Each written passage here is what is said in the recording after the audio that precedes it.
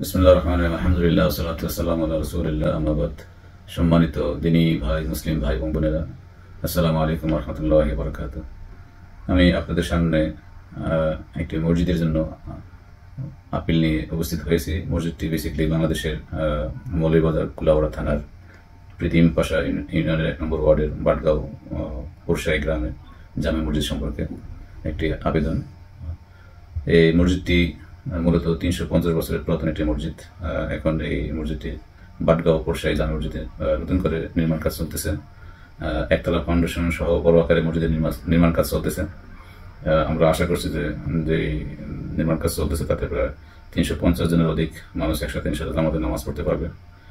এই বাটগাঁও পোরশাই জামে মসজিদের এই সমস্ত ভালো দিক হলো, একটা বড় মসজিদ, পাশাপাশি পাশে একটি অনেক বড় জনসাধারণের জন্য একটি কবরস্থান রয়েছে, একটা ঈদগাহ ময়দান রয়েছে, উজুখানার ব্যবস্থা আছে এবং ইমাম থাকার ব্যবস্থা সহ আরও অন্যান্য ফ্যাসিলিটিস থাকবে।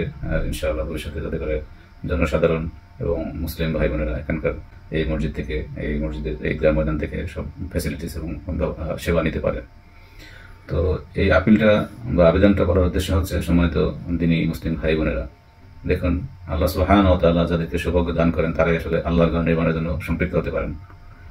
রাসূল করিম সাল্লাল্লাহু আলাইহি ওয়াসাল্লাম একটি বিখ্যাত হাদিস আমরা অনেকেই জানি, যে হাদিসটা আছে এরকম যে রাসূল করিম সাল্লাল্লাহু আলাইহি ওয়াসাল্লাম বলেছেন, মান বানা লিল্লাহি মাসজিদান বানাল্লাহু লাহু বাইতান ফিল জান্নাহ, যে আল্লাহর জন্য একটি মসজিদ নির্মাণ করবে, আল্লাহ সুবহানাহু ওয়া তাআলা তার জন্য জান্নাতে একটি ঘর প্রাসাদ নির্মাণ করবে। সুবহানাল্লাহ। তো আমরা হয়তো অনেকেই আছি ধনাঢ্য ব্যক্তি যারা তাই ইচ্ছা করলে এরকম একটা মসজিদ আমরা তৈরি করে দিতে পারি, যেখানে 300-400 লোক নামাজ পড়তে পারবে। আবার অনেকে আছে আমরা অল্প কিছু দিয়ে সম্পৃক্ত হতে পারি। যার যতটুকু সামর্থ্য আছে, বাংলাদেশি টাকায় হোক, ব্রিটেনের টাকায় হোক, আমরা ইনশাআল্লাহ এতে অংশগ্রহণ করবো, যাতে করে এই নির্মাণ কাজ পরিপূর্ণ হয় এবং আল্লাহর জমিনে যেন করে আল্লাহর একটা সাক্ষী হিসাবে আল্লাহর ঘর এখানে প্রতিষ্ঠিত হয়, যেখানে আল্লাহর প্রিয় বান্দারা নামাজ পড়বে এবং এই মসজিদে যেন কিয়ামত পর্যন্ত জারি থাকে সেই ব্যবস্থা যেন হয়, সেই দোয়া আমরা করবো। তাহলে যেটা হবে, আপনার আমার দান প্রচেষ্টা সদকা জারিয়া হিসেবে আল্লাহ তাআলা কবুল করবেন।